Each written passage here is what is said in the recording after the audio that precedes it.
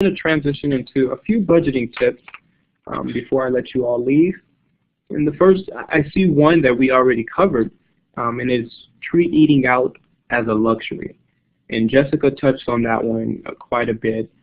Amber touched on that one a little bit as well. When you're out with your friends, well, that's a luxury. You know, within your budget, are you able to afford a luxury right now? And that breaks it down to the needs and wants. You know, is that a want or is that a need? And a need is necessary for you to survive. So I don't think, you know, PF Chang's, you know, the expensive price that they have, you know, is a need. You might want to go down to a lower scale like Panda Express. But sometimes we can, you know, we can look forward to some of those things, but definitely we want to make sure that we keep it in the back of our head that eating out all the time is a luxury. Okay? So one of the tips that I had a chance to really focus on is you know, setting up a recurring transfer and automatic payments. So let me break that down for you. The recurring transfers are when your money comes to your bank account, you automatically, on a set date, money goes into your different accounts. Okay? So you set up through online, or you went into the branch and you said, I want $100 every month to go from my checking account to my savings account. And it automatically does that duty for you. The system automatically takes care of it online for you. So I have that feature on my account, and it's very beneficial. You know, sometimes I look at my account and, whoa, what happened? It went down. But it was just the transfer. And most likely I'll keep it over there because that is my savings account. I didn't spend it, but I want to make sure that I'm putting money away for the future.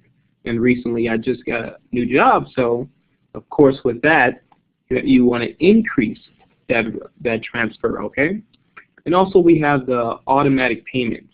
With automatic payments for your account, those are, for example, your water bill, your phone bill.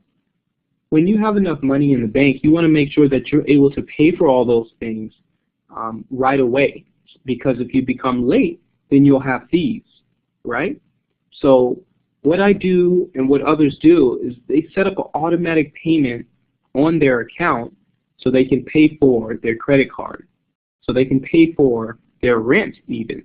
And it's pretty cool because you can even send checks through your banking platform as well. So that's a cool feature that you might want to look into further.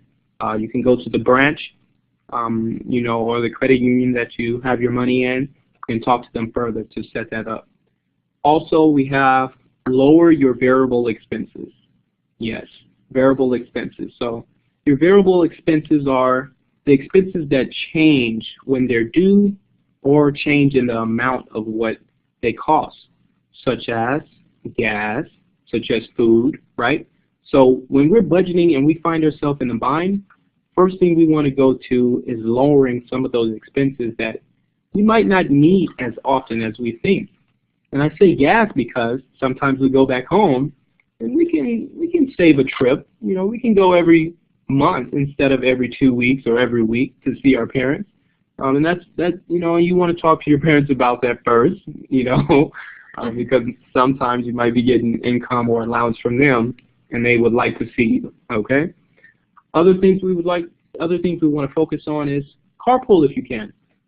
Be sure to, you know, hey, can I get a ride? Hey, we're going to the same destination. Hey, you're going to school?